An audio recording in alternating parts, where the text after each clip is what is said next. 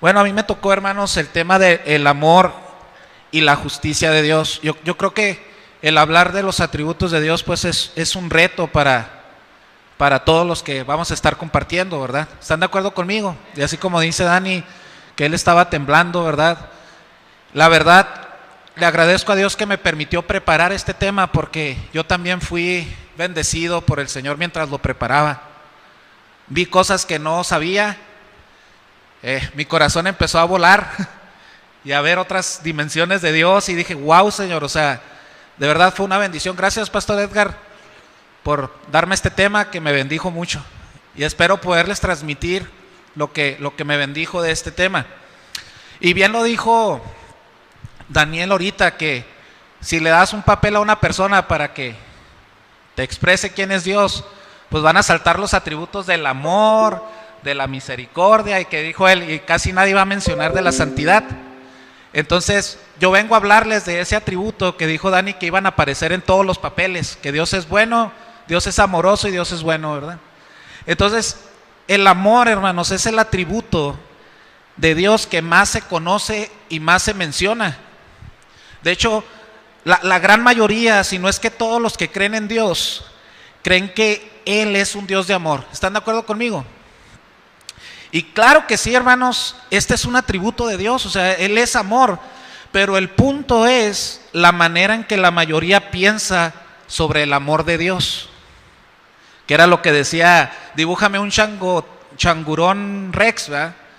O sea, todos van a decir, no, el amor de Dios, sí, pero ¿cómo lo perciben?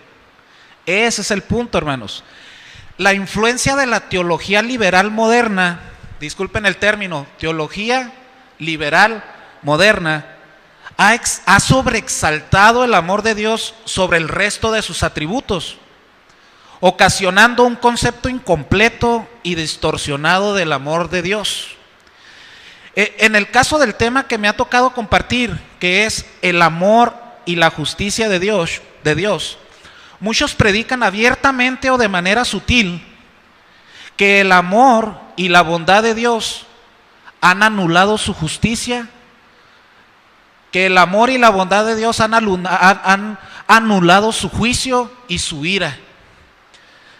Entonces, esto hace que Dios se vea como un abuelito celestial que tolera todo, comprensivo, que no tiene problemas con el pecado y que acepta a las personas tal como son, sin meterse en sus vidas.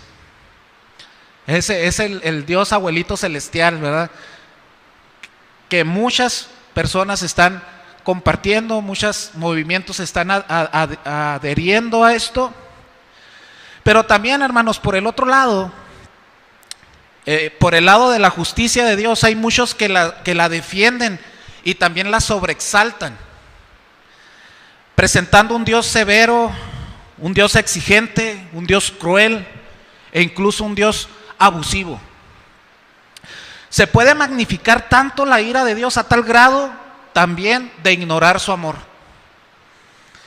Entonces, este mensaje mueve a las personas a una respuesta a Dios con un temor distorsionado. O sea, a Dios, como decía Daniel, en la santidad nos produce terror, temor, ¿verdad?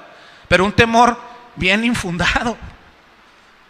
Pero cuando hablamos de la justicia de Dios e ignorando su amor, también se crea un temor, pero insano y distorsionado.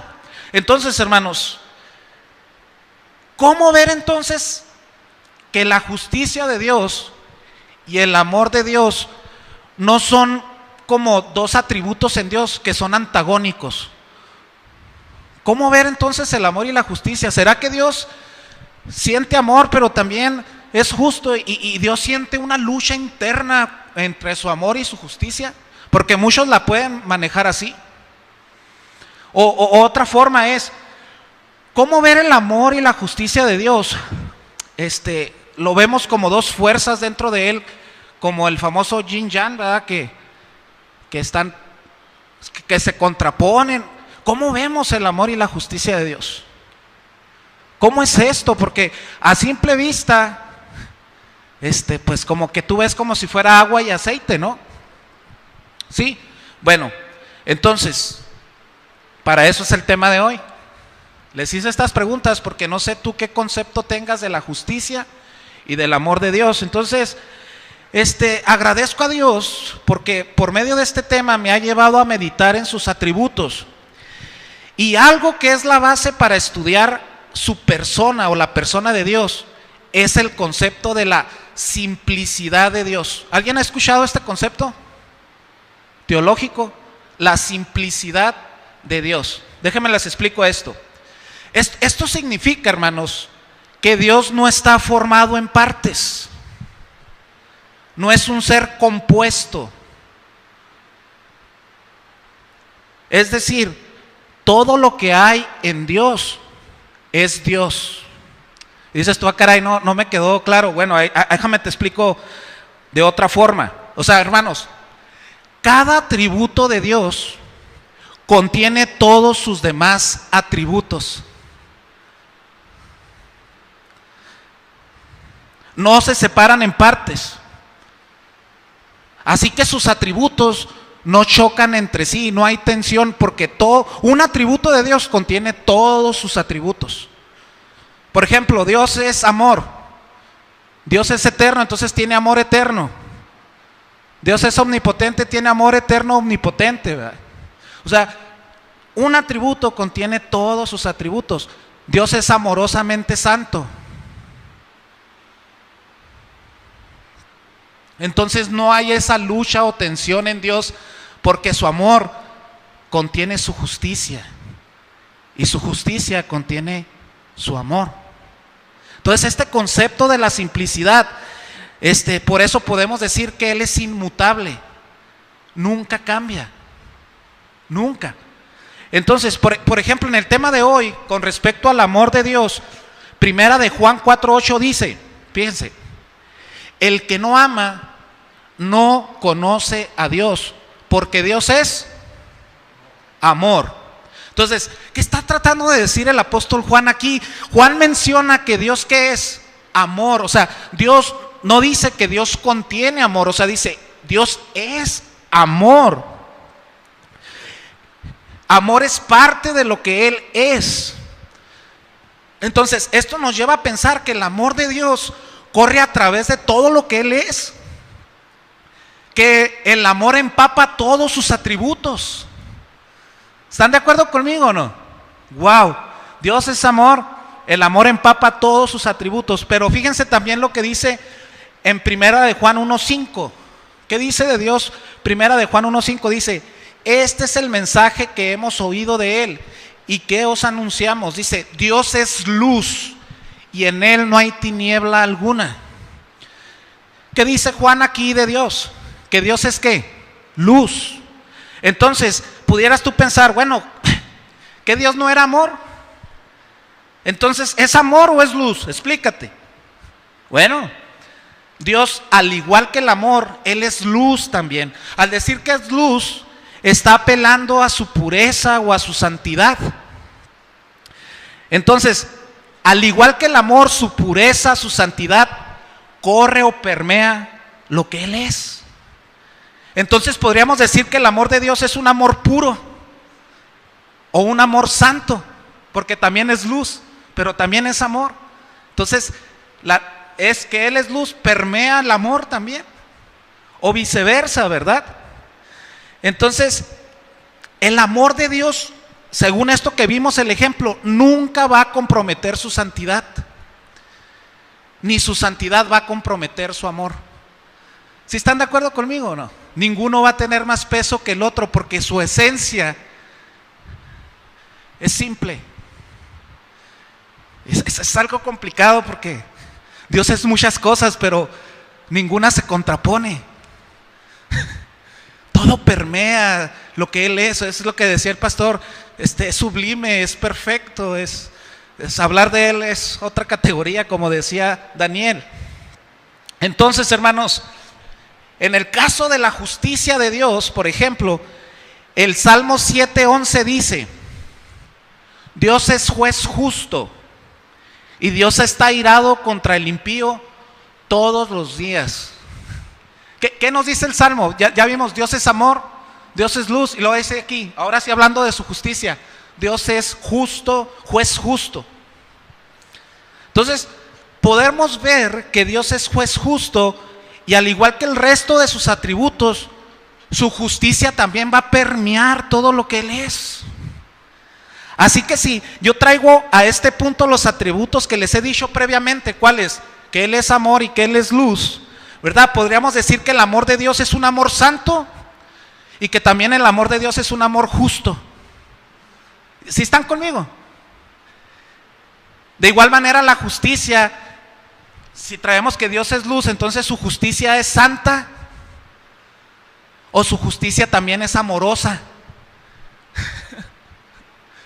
Y dices tú, ¿cómo que justicia amorosa? Claro, Dios nunca va a comprometer su justicia por su amor, ni su amor lo va a comprometer por la justicia. Entonces, hasta aquí vamos claro, ¿no? Entonces estamos viendo una relación del amor y la justicia de Dios. Están en Él.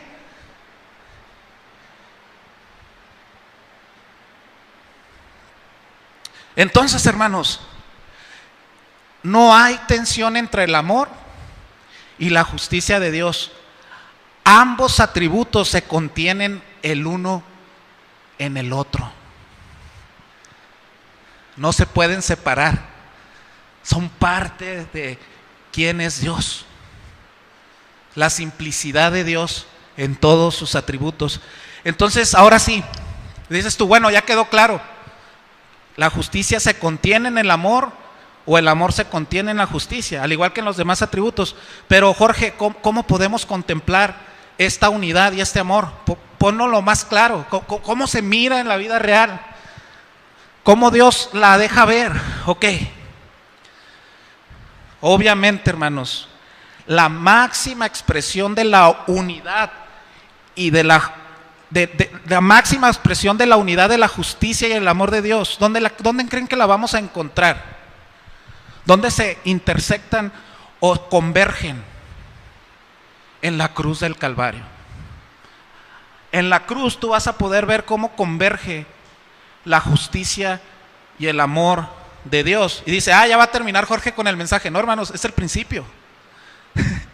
Los estoy guiando al lugar, al objetivo. Vamos a llegar a Él. Y déjenme decirles una cosa. El amor de Dios se vuelve más deleitoso y real teniendo como lienzo la justicia de Dios.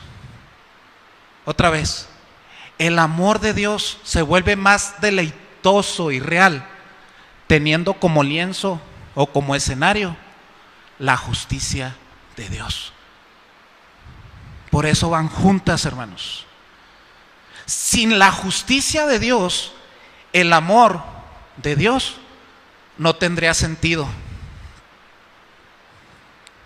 Si no traemos al escenario la justicia de Dios, no vamos a tener una comprensión sólida de su amor. Por eso los que se cargan hacia el amor de Dios predican un mensaje distorsionado e incompleto, que las personas ven el amor de Dios pero no les hace mucho sentido. Por eso viven vidas donde la santidad de Dios no importa mucho, no hay pasión en sus corazones. Son vidas que no le ven sentido, o el sentido que debe de ser el amor de Dios. Porque el escenario de la justicia no está, no se los predicaron, no les dijeron por qué el amor era tan valioso y por qué el amor brilla tanto. Entonces, hermanos, vamos a hablar primero de la justicia de Dios. Les voy a poner el escenario. Vean el lienzo. ¿Qué nos dice el atributo de la justicia de Dios? Dios siempre tiene la razón y siempre actúa de acuerdo a lo que es bueno, correcto y justo. Siempre, hermanos. Dios no cambia de opinión, siempre es justo. ¿Sí? Entonces, si Él tiene el atributo de la justicia, ¿quién es la base de la justicia? Para decir lo que es bueno, lo que es justo. ¿Quién es la base de la justicia? Él mismo. El estándar que decía cuando miramos al piso es el estándar del hombre, pero cuando miras hacia arriba, si Él es justo, entonces Él es el estándar de justicia, de lo que es bueno, de lo que es aceptable, de lo que es honorable, de lo que es digno de ser pensado, de lo que es digno de ser perseguido. Él es el estándar de justicia. Entonces, hermanos, si Él es la base de toda justicia, si Él es estándar de lo que Él es justo, de lo que es justo, y no solamente que Él es justo, sino que también Él es nuestro creador, entonces por ser nuestro creador, Él tiene que ser el estándar de lo que es justo para toda su creación. O sea, el concepto de santidad no es un Dios aislado que dice, sean santos, muchachos. El concepto de justicia no es un Dios, no es una justicia que está flotando en el universo como una opción de justicia para su creación, para el que guste. No, hermanos, esta justicia es una justicia que tiene el creador de todas las cosas y no es opcional. No anda flotando en el universo. Si tú eres creado por Él. Y si tú eres creado, tienes un estándar de justicia. No es que para el que quiera o no. Aún la ley dice, si tú no la conoces, haces un delito, al bote. Es lo mismo, pero en niveles más grandes. Dios no está mendigando que tú quieras su estándar de justicia. Su estándar de justicia está, o sea, la justicia de Dios es una justicia legal. No es nada más como que le hemos fallado, sí. Hay algo legal delante de Dios. Esto constituye a Dios como juez. El hecho de que Él sea justo y estándar de toda justicia, entonces automáticamente Él es un juez también, ¿sí? Y toda su creación está siendo juzgada si vive o no conforme a sus leyes. Como les decía ahorita, si quieren o no, no podemos quitarnos del hecho de que Él es juez.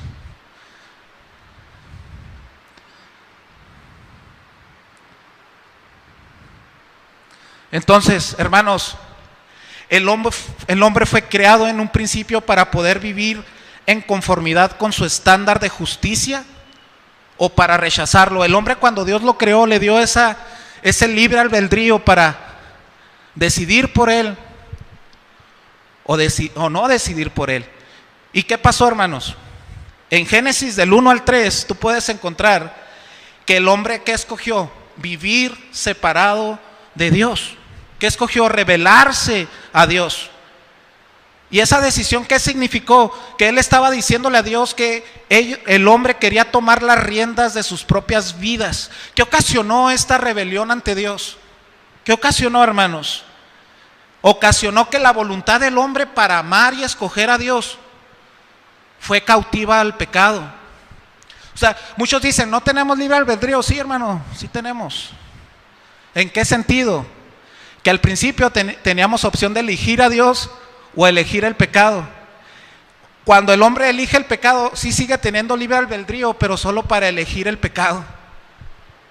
El hombre quedó imposibilitado delante de Dios para poder elegirle. Entonces el hombre, una de las consecuencias del pecado, déjenme se los leo aquí, dice, el hombre quedó incapacitado para elegir libremente a Dios y amarle. Ahora el hombre, debido a su muerte espiritual, solo puede elegir en su naturaleza pecaminosa hacer el mal. Aún sus mejores obras están manchadas por el efecto del pecado. Ninguna puede y nunca podrá satisfacer los estándares de la justicia de Dios. Que la justicia tiene que ver con su santidad.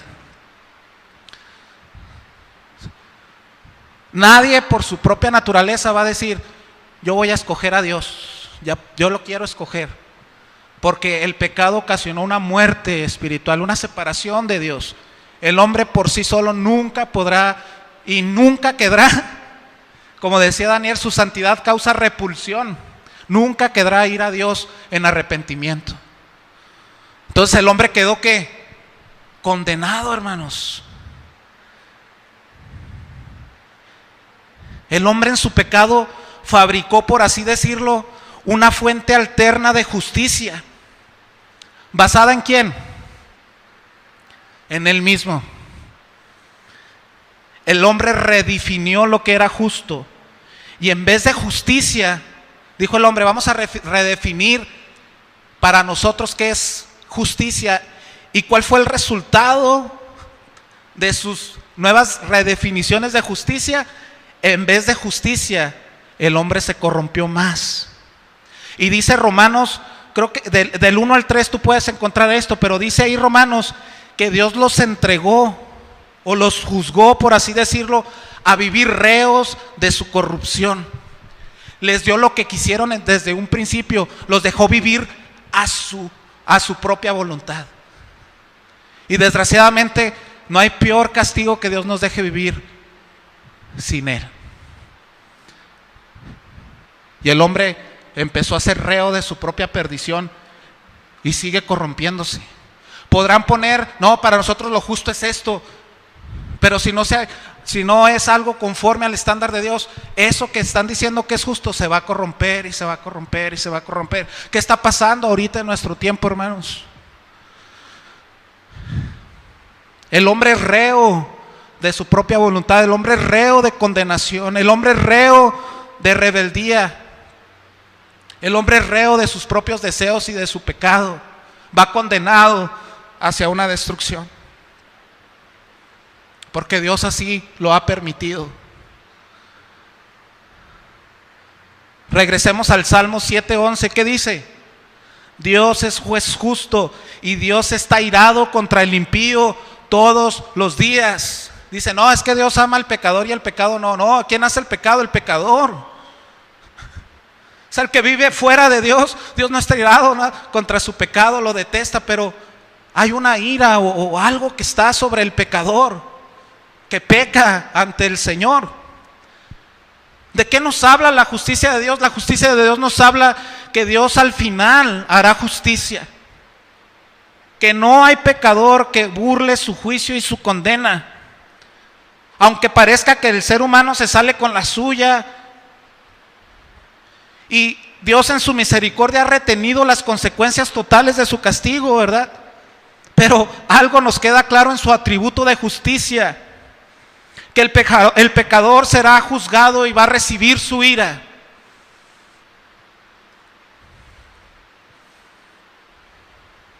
Nadie podrá burlar el tribunal de Dios. Esto es una esperanza para el que cree o para el que está en dolor, que Dios no dejará a nadie y ni lo pasará por justo. Ahora, hermanos,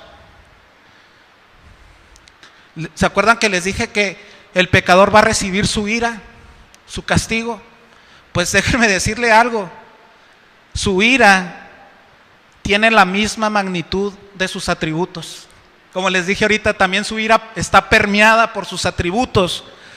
Y en este caso, como Dios es eterno, su ira también será eterna y su castigo también será eterno. Esa ira, como dice, es cortada con otras tijeras, al igual que la santidad de Dios. Esa ira es una ira suprema, infinita, que no bastará una eternidad para que pueda ser saciada. La gran afrenta que le hicimos al Señor al despreciarlo y rebelarnos contra Él merece una condena de una eternidad para ser saciada. Qué grande es Dios. Su justicia nos deja ver lo serio que es el pecado. Y les voy a decir algo, su justicia es amorosa. Y dices tú, pues nos estás diciendo todo esto de Dios, ¿cómo que es amorosa? ¿Saben por qué es amorosa su justicia? Debido a que al vivir en pecado el hombre se priva de la verdadera vida y satisfacción. O sea, la justicia de Dios le está diciendo al hombre, hey, eso no es digno de ser vivido. No es que te está prohibiendo, la justicia te lleva a Dios. Por eso es una justicia amorosa. El pecado aparta al hombre de Dios, por eso Dios aborrece el pecado, porque priva al hombre de la verdadera vida, de la verdadera satisfacción. Entonces, el atributo de la justicia de Dios, más que para nuestro mal, ¿verdad? En su justicia Dios muestra al hombre su horrenda condición y la profundidad de su vacío. Su justicia trae desesperanza para los que desean vivir diferente, y su justicia causa repulsión para aquellos que quieren seguir viviendo sus vidas como les place. Si no existiera su justicia, no tendríamos esta conciencia de que lo que estamos haciendo no nos va a llevar a ningún lado. Y hay alguien que nos está diciendo, para acá es el camino, para acá es el estándar. Pero porque por nuestro bien, es una justicia amorosa, es una repulsión hacia lo que debe ser odiado. El pecado nos priva de Él mismo, nos aleja de Él, y la justicia es un grito que dice, acá es el camino. Y te va a crear el profundo vacío y la profunda desesperanza, porque la justicia de Dios te va a los que Él ha llamado, los va a guiar hacia Él.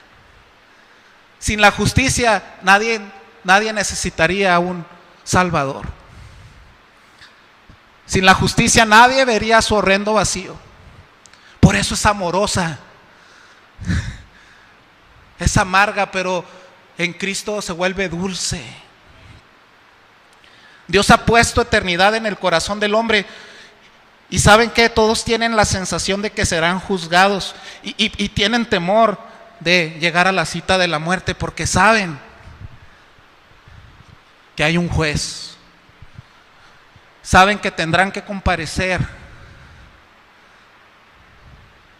y la justicia de Dios nos dice eso. Ahora, hermanos, el amor de Dios, ya tenemos el escenario atrás de la justicia. El amor de Dios aparece en escena. Si Dios hubiera dejado así las cosas, Él sería justísimo.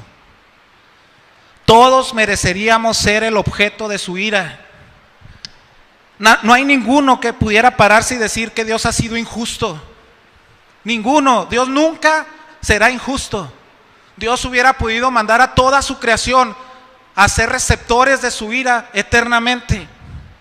La pregunta no es, ¿por qué Dios castiga tan severamente a su creación rebelde? Más bien la pregunta es, ¿por qué escogió a algunos para salvarles de tan grande condena? Aquí es donde entra en escena, en el escenario de la justicia de Dios, aquí es donde entra su amor. En el libro de Efesios es una de las cartas donde el amor de Dios se muestra brillante. Así que quiero que lean conmigo Efesios 2 del 4 al 5, que dice: pero Dios, que es rico en misericordia, por su gran amor con que nos amó, aun estando nosotros muertos en pecados, nos dio vida juntamente con Cristo. Y luego dice entre paréntesis, por gracia sois salvos. Estos versículos tienen una gran verdad. El ser humano iba como reo, esclavizado a su pecado y a sus consecuencias. ¿Y qué dice este versículo? Pero Dios, que es rico en misericordia, por su gran amor con que nos amó, estando muertos en pecado, ciegos en tinieblas, muertos para Él, dice que Él nos dio vida. ¿Por qué? Por gracia.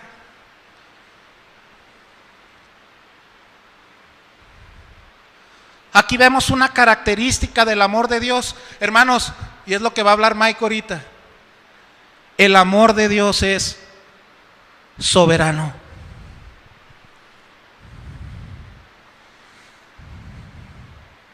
Es decir, Él ama al que quiere.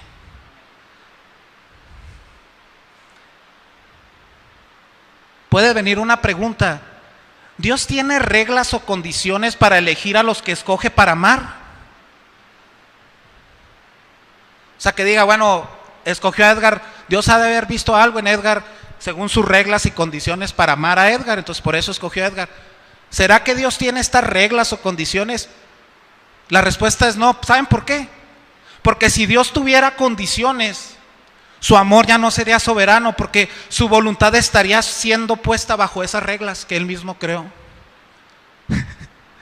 Así que no, hermanos, Él es soberano y escoge a quién amar. Y si a ti te escogió y a mí me escogió, fue porque su amor soberano nos alcanzó, no porque seamos mejores que otros, sino que Él decidió amarte. Y Él es libre de amar. Por eso dice: a Jacob amé y a Esaú aborrecí. Ahorita dijo el pastor, ¿quién le dice a Él qué hacer?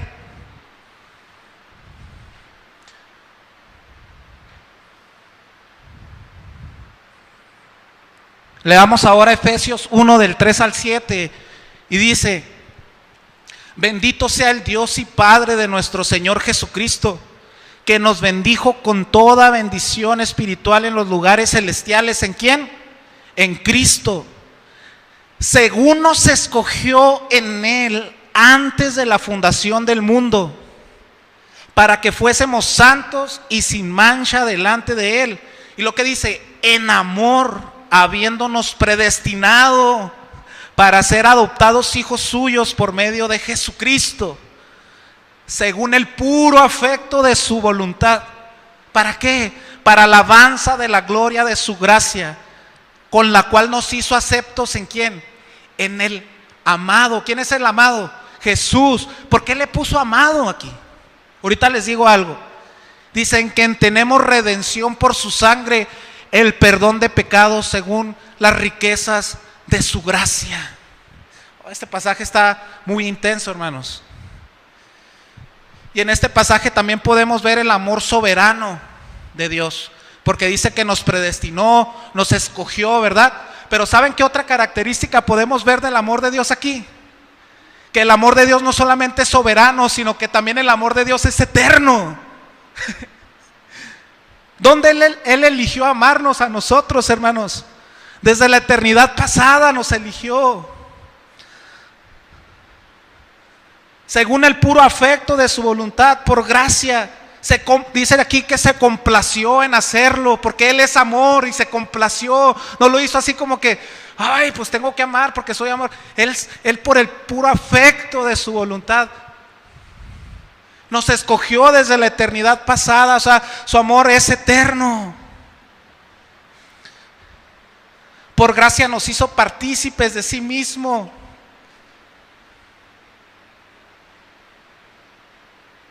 ¿Desde cuándo está la Trinidad que nos hablaba el pastor? Desde la eternidad pasada. ¿Sí o no? ¿Por qué todavía sigue mencionando que Cristo es el amado de Dios? Fuimos aceptos en el amado porque el Padre tiene el mismo amor por el Hijo desde que están desde la eternidad pasada hasta ese día, hasta eternamente el Padre amará al Hijo. Por eso le dijo Juan cuando salió del río y le dijo: este es mi Hijo amado en el que tengo complacencia. El Padre dijo: mi Hijo amado. Ese amor eterno, por eso dice Jeremías: con amor eterno te he amado.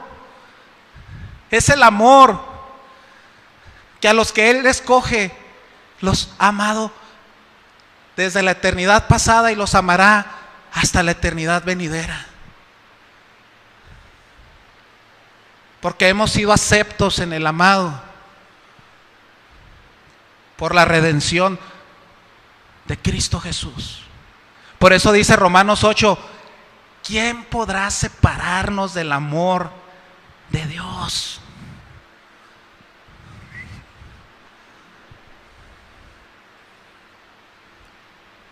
Puso muchas cosas ahí, hasta la misma muerte. Dice: nada podrá separarnos del amor de Dios que es en Cristo Jesús, Señor nuestro. El amor de Dios trae esperanza, hermanos, y seguridad de que nada nos va a poder separar de Él y que ese mismo amor nos va a llevar a casa para siempre con Él. Tal es la esperanza de los que Él ha escogido para Él. ¿Por qué? Por su amor soberano. ¿Por qué? Por gracia. Ahora, hermanos, podemos decir que Dios entonces va a ser justo con el pecador que no se arrepienta y misericordiosos con nosotros. O sea, que no fue justo con nosotros, sino misericordioso. Es una pregunta capciosa de teología. O sea, tú puedes decir, no, conmigo mostró misericordia, pero no fue justo, fue misericordioso, y con los que no crean en Él será justo. ¿Qué respondes tú? Las dos cosas. Hermanos, Dios fue justo con el pecador y lo será, pero también Dios fue justo con nosotros. Porque si nosotros no hubiéramos pasado su justicia, entonces Dios sería un injusto. ¿Qué pasó en nuestro caso? El pecador será juzgado por sus pecados y castigado por su rebeldía, pero nosotros, no fue pasado por alto nuestro pecado, sino que fue alguien más castigado por nosotros. Sí fuimos juzgados, pero otro tomó nuestro lugar. Nuestro pecado no quedó impune. Otro más llevó las consecuencias. Así que nosotros no podemos decir que Dios fue injusto. Fue justísimo. Nuestro pecado sí fue pagado y nuestra sentencia fue ejecutada, como dice Romanos 5:8. Mas Dios muestra su amor para con nosotros, en que siendo aún pecadores, dice, Cristo murió por nosotros. ¡Wow! Por eso Juan escribe tan conmovido por este amor. Dice en primera de Juan 3:1, mirad cuán amor nos ha dado el Padre. Miren cuán gran amor nos ha dado el Padre, que seamos llamados hijos de Dios. Por eso Juan les dice, miren qué grande amor del Padre. ¿Cómo? ¿Por qué? ¿Por qué nos amó? Juan 3:16 dice, porque de tal manera amó Dios al mundo. Ese porque de tal manera implica una alabanza, o sea, algo como que no me cabe, no entiendo. O sea, de tal manera amó Dios al mundo, miren cómo lo amó. O sea, este amor excede, no cabe en mi cabeza. Dice que ha dado a su Hijo unigénito para que todo aquel que en Él cree no se pierda. Y luego, ¿cómo va a ser la vida de Dios? Eterna, porque Él es eterno. Miren cuán grande amor, porque de tal manera Dios amó al mundo. Miren cómo de tal manera lo amó. Hermanos, esto muestra asombro, muestra que el amor de Dios es insondable, inexplicable. Hermanos, Él en su soberanía hubiera cambiado las reglas de que si se requería a Dios mismo o a su Hijo para pagar este rescate, Él hubiera podido cambiar las reglas y hubiera decretado otra cosa por amor a su Hijo. ¿Quién es su Hijo? El amado. Pero, ¿qué hubiera pasado si Él hubiera hecho esto? Él hubiera sido llamado injusto, porque el pago del rescate requería del tamaño del que fue ofendido, y el que fue ofendido es Dios, y requería a alguien del mismo valor que Dios para que fuera saldado. Entonces a Dios no le quedaba otra: rescato a estos hombres, se requiere de mí mismo o no los rescato. Y hubiera sido justísimo, pero su amor lo movió a no cambiar las reglas y ser injusto para no enviar a su amado. Él sabía el precio que tenía que pagar, y por eso dice, porque de tal manera amó Dios al mundo, que dio a su Hijo amado. Y dice en el otro pasaje, Dios muestra su amor para con nosotros en que siendo aún pecadores, Cristo murió por nosotros. Mirad cuán grande el amor del Padre nos ha mostrado, que nos ha hecho sus hijos. El Padre no retuvo a su Hijo, sino que lo dio. Porque de tal manera Dios nos amó, así ama a Dios. Y así de justo es Él. ¡Wow! Es en este amor que nuestros corazones deben arder para querer vivir para Él el resto de nuestras vidas. Es este amor el que nos mueve a proclamar a otros el mensaje. Mirad cuán grande amor nos ha mostrado el Padre, con el telón de la justicia atrás.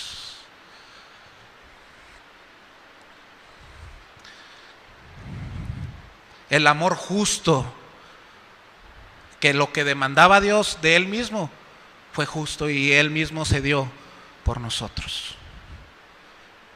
Y hay una justicia amorosa que te está diciendo hoy: ¿a dónde vas? ¿Hacia dónde vas ahorita?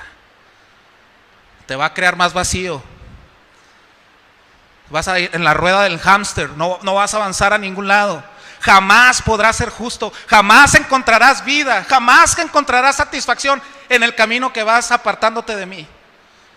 Espero que esa justicia de Dios te taladre tu mente y tu corazón día a día y te haga ser el hombre más desesperanzado del mundo. Te triture para que veas y sientas el gran vacío de vivir una vida sin Dios. Porque esa justicia es tan amorosa que, como dice la Escritura, la ley sirvió para llevarnos a Cristo. Yo ruego para que en ese momento de suma vacío y desesperanza en tu vida, el Espíritu Santo pueda venir y dice: más Dios. Pero Dios, cuando estábamos muertos en nuestros delitos y pecados, nos dio vida. Yo espero que el Espíritu Santo en ese momento te haga que voltees a ver a Cristo y recibas el amor y lo veas fulgurante, porque vas a ver el lienzo de tu vida y vas a decir: esto brilla demasiado. Este es el amor que estaba esperando.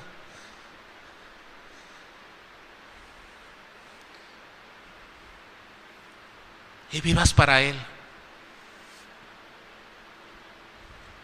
Entonces la santidad tiene sentido. Entonces, ¿quién es Dios? Tiene sentido.